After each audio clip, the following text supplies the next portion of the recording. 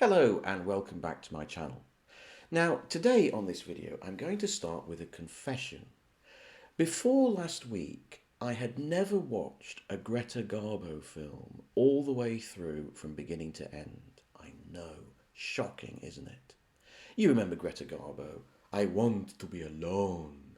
This great, sophisticated goddess star of the 1930s Hollywood cinema. But you see, I've never been interested in stardom. I've never been interested in actors and stars and glamour. That side of cinema never drew me. I was much more interested in directors and directors' visions and aesthetics. So I was never interested, the BFI is always doing these seasons, seasons of Gary Cooper, seasons of Betty Davis, seasons of Joan Crawford. They never really appealed to me. I follow the directors. But last week I was at Bologna in Italy and I was at Il Cinema Ritrovato. And this film festival devoted to old, restored or rediscovered films.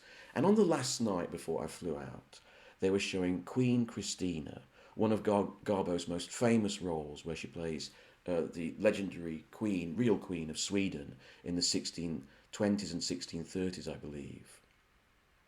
And this was one of her famous roles, directed by Ruben Mamoulian in 1933. So I thought that would be a nice way to end the festival.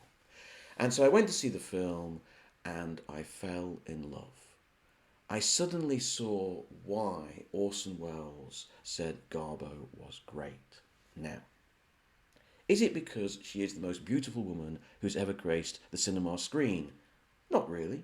She is beautiful. She is striking in close-up. But there are many great actresses who've been beautiful and striking in close-up.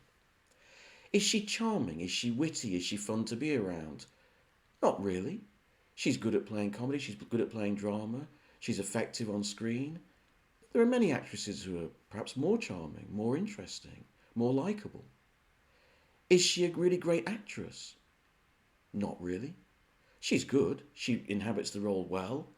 But I wouldn't say that she's a much better actress than Katharine Hepburn, say, or even someone like Helen Mirren or Judi Dench. So what is it that's so special about Garbo?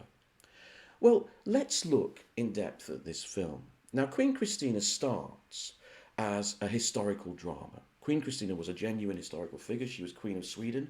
She took over from her father, who had been involved in the 30 Years' War and had been a very successful military commander. And Sweden at that time was sort of in charge, really, of Northern Europe. Their armies were all over the place. When Queen Christina came to power, she wanted to stop this war against the wishes of her nobility, it must be said, and she wanted peace. And that's where this film starts. It starts with Greta Garbo coming of age as the Queen and wanting to create peace. Now, at one point during the film, she gets fed up of arguing with the nobles. They want her to marry the great hero, Charles, and have heirs to the throne. But she wants to be alone, like Greta Garbo always does. So she goes off on a hunting trip. And at night, she goes and stays in a local inn to be near her people. Now, the Spanish ambassador, played by John Gilbert. John Gilbert was an actor who Garbo had an on-off love affair with for many years. Although later, in the 60s, when she'd retired, in an interview she said, "I don't know what I ever saw in him." But anyway, poor old John Gilbert. Anyway, so he comes to the inn as well.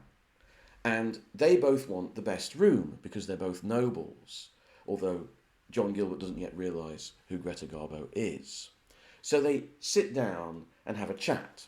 Now, Greta Garbo is dressed in hunting costume. She's dressed in trousers, a trouser suit and a big floppy hat. So he mistakes her for a man, which is ludicrous. I mean, you could never mistake Greta Garbo for a guy. But anyway, that's the plot, right? It's the plot. So now we go into screwball comedy, right? So they're having this chat as two men in an inn. Him not realising that he's talking to Queen Christina. Him not realising that he's talking to a woman. And all the time, Garbo is sort of going like that with her hat, having a private joke with herself, laughing at the situation.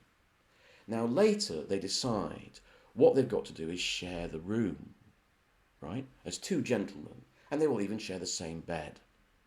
Hilarity, of course, sex comedy, of course. And what happens is that there's this scene where John Gilbert disrobes and gets into the bed and says, "Aren't you going to disrobe as well?" And so Greta Garbo slowly takes off her clothes, and of course it's revealed that she ain't a chap at all. Cue much hilarity.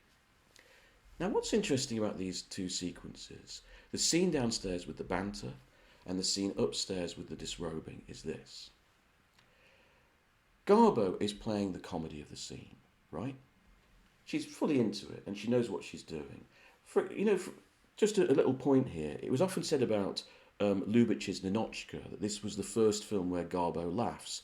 Garbo laughs all the time in Queen Christina. She's constantly going, ha ha ha, and slapping her thigh. There's lots of thigh slapping, and I'm all for that. Anyway, so she's playing up the comedy of this scene, but also in her facial expressions. When she tips her hat to hide her face from John Gilbert, but the audience can still see her, she almost brings the audience in and says, look, I'm in on the joke. It's funny, this scene, isn't it? She almost stands apart. She throws herself into the scene, but at the same time stands apart from it and lets the audience see that. It's quite a curious effect. But there's a third Garbo in these scenes. There's a third Garbo. There's almost a ghost, a Banquo's ghost at the banquet. And that is that not only do we see her kind of pull us in, but she also seems to be having a private joke with herself. We almost see that she's almost laughing at being in this film in the first place. There's almost this kind of delicate gossamer light filter, this veil through which we see the real Garbo, or what seems to be the real Garbo, laughing at the absurdity of the film to herself. Check out her facial expressions in those two sequences. She's playing with the comedy of the scene, she's playing in character, but there's also something else. There's a kind of X factor there. Are we seeing Garbo herself? This film plays with Garbo's star persona. We know that Garbo was very reticent about publicity, that she wanted to be left alone. And it plays with this idea that there's something mysterious about Garbo. Consider this, that back in the 1930s, in Hollywood popular cinema, there was a star who was popular because she was mysterious, ineffable, inscrutable, unknowable. Think about that. Compare that to the stardom of today, which is so obvious and superficial and cosmetic and transparent. But in the 1930s, popular audience goers were obsessed by who was this woman? She's not giving herself up to us as a star. She's almost retracting from us, almost like a ghost. That's what's fascinating about Garbo, and it runs throughout the entire film. Let's bring in director Ruben Mamoulian here, and how he plays with this image of Garbo that we're talking about. There's an extraordinary sequence in this film. We know Garbo was known for her close-ups. She was always being put into this statuesque pose by directors like Clarence Brown. But Ruben Mamoulian does something more interesting. After she's had sex with John Gilbert and they've become lovers, there's an extraordinary sequence. They're lying together in front of the fire, and she gets up from the fire, and Mamoulian directed this whole scene with a metronome in the background to give the timing to Garbo. And she walks round the room very slowly, touching all the objects, the bedpost, a religious picture on the wall, all the ornaments, the furniture, caressing them. And you know intuitively what she's doing. She is memorising the room where they've made love. Of course, this comes out in the dialogue. You know, Hollywood films always have to make things concrete for the audience. But you understand it beforehand. It's such a mysterious scene. And Garbo and Mamoulian, brilliantly, don't give anything to the audience. It's not set up for us. Again, Garbo is apart from us. But intuitively, we understand what she's doing. That's a powerful thing. It's a push me, pull you. At the one moment, we're with her and we totally understand what she's doing, but we are apart from her. There's an enormous attractiveness and fascination in that. Garbo is known for her close-ups. Clarence Brown, one of her major directors, was always putting her in these fantastic close-ups where she had this kind of mask, this beautiful mask. And Queen Christina is famous for its ending, which is one of the great close-ups of Garbo. But you know what? To understand Garbo and her appeal, we have to look at a little moment that happens just before that ending. And this moment, for me, was the key moment of the film. It blew my mind. And it sort of explained the whole mysteriousness of Garbo's performance. So what happens is, she has this love affair with John Gilbert, the Spanish ambassador, but the Swedish people disapprove. She should be marrying a Swedish man. So basically, he is exiled from the kingdom. She decides to abdicate and go with him to Spain, right? She canters out of Sweden towards the port, towards the ship, which will take them to Spain, little knowing that before he leaves the country, her Spanish ambassador lover is going to be in a duel and he is fatally wounded. So she comes on board the ship and there he is, lying, dying. Now, this is your great melodrama moment, isn't it? This is the great moment with the glycerin tears, the, oh God, this moment, the great moment where all weepers, Hollywood weepers, get to. She moves towards him on the ship, and his retainers are around his body, crying. And this is the moment I cannot get past, and I thought was brilliant. What she does is she goes up, and you think she's going to hold her lover in her arms, and she looks at the people around and goes, what kind of people are you? Just stand around like this. And then she goes to his body and cradles him in her arms. It's that scene where she turns to the retainers and said, what are you doing? You just stand around like, what kind of people are you? No other actor, certainly no female actor at that time in Hollywood could have got away with it. It's just so strange. It feels ad-libbed, and I like to think it was ad-libbed. I'd love to feel that Greta Garbo actually did it. She probably didn't. But I'd like to feel that she did, because it suddenly feels like a piece of naturalism, a piece of truth. You could almost believe that Garbo would say that. And it offsets the whole scene. We get the tears. We get the man held in her arms, dying in her arms. We get the close-up. But it's all offset by that scene. With any other actress, in any other form, we'd have gone straight to the three hankies moment, the heart-beating moment. But there's a stop. And we see the real character of Garbo. Like, what are you doing? What are you just standing around? What kind of people are you? And that is a little context. An almost subconscious, subliminal context for her strength as a person as she cradles her lover. And then, after he dies, instead of her just sobbing and there being tragedy, she moves willfully and powerfully of her own volition to the front of the ship and looks out as it sets sail. And so it is not only a tragic ending, it's a beautiful, positive ending of a woman who, through her sheer willpower, wanting peace for her people, wanting to love the man that she wanted, now is breaking free and is going to make her life. And it's all done through Garbo's unusual expression and the movement of that scene. It's, that scene, that shot of her at the prow of the ship looking forward with the wind in her hair is the famous bit. But it only really works because of the context of the scene before it. And what Mamoulian did was, he said to Garbo, I don't want to see any emotion on your face, I just want a mask. And what he did was, he pushed the camera up towards her to get a full close-up of her face. But he found that doing that, what happened was, as the camera got closer, it opened up the pores of her skin too much. So poor old Greta, you could see her skin and the realness, not the glamour. So as he devised a method so that as the camera went forward, it actually softened. So it's a remarkable shot. It is one of the great endings of film history, I think. And it's great because we feel the power of her will while not seeing anything at all on her face. The audience, a popular audience, a mainstream audience, not an art house audience, are left to build this all, this feeling, this sentiment, this philosophy in their hearts, simply because of how the director and the actress have worked together. It's incredible. I totally fell in love with Garbo. Just before I finish this video, I want to quickly talk about Ruben Mamoulian, the director.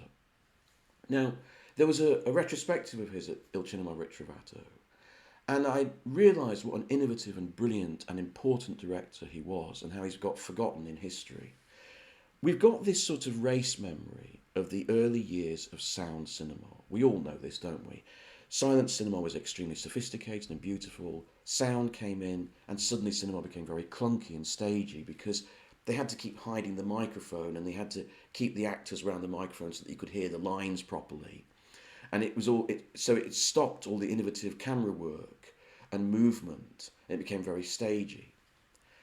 But what I've realised in the last few years, as I've discovered more and more early 1930s American cinema, is that actually that period when we went from silent to really sophisticated to stagey sound features, and then sound features becoming more sophisticated, it's actually very small. Hollywood actually innovates very, very quickly. I'm watching films like Ruben Mamoulian's debut film Applause from 1929, might have been 28. It's brilliant. It's so innovative in its cutting, its editing, its composition, the movement of the camera, the wit and cleverness of the form. It's all there. In the films of Tay Garnett, you see it. It's extraordinary. In Mamoulian's Dr. Jekyll and Mr. Hyde from 1931, you see it. I think we overrate how much sound crippled or hobbled cinema. It didn't hold it back for long. These guys were really innovative. They were really smart. And Mamoulian was right at front stage. He was the main innovator, actually, I think. And you see this in Queen Christina. What you also see in Queen Christina is another aspect of early 30s cinema that I've only just recently begun to appreciate. And that is, in 1934, American cinema brought in the Hays Code, which was about decency, it was about censorship, So it made, if you had a villain, he had to get a comeuppance at the end. Justice had to be seen to be done. There were rules brought in about the portrayal of sex and relationships and so on, and how much kissing you could have on screen, etc., etc. Pre the Hays Code is a little golden age of American cinema. It's a little paradise. In that era, from the end of sound to 1934, about 5 or 6 years, you have a remarkably sophisticated and witty and adult American mainstream cinema. Go back and watch those films. I think your jaw will drop open. You'll be amazed at how clever and witty they are, and also how true they are about men and women, and the way men and women interact. Yes, okay, there's old-fashioned social laws in operation, but sometimes when I watch those films, they're far smarter and wittier about the battle between the sexes than films now, which are clogged up with politically correct ideology. And consider that this film also deals with cross-dressing, gender bending, an implied lesbian relationship, all in a film from 1933. Queen Christina is an old warhorse of a movie. It's very old-fashioned, it's very silly, it's very screwball, yet it's so witty. The dialogue is great. It makes references to Velázquez and Calderón de la Barca in a Hollywood movie. The interaction between Greta Garbo and John Gilbert, of course it's ludicrous, but it's also beautiful and believable. And more importantly, it feels sophisticated. It feels it's written by intelligent adults for intelligent adults. I can't tell you how much I fell in love with this film. It surprised me. I didn't think it was going to be my kind of movie. I adored it. And I adored Garbo. Such a fascinating person, such a fascinating actress. Thanks very much.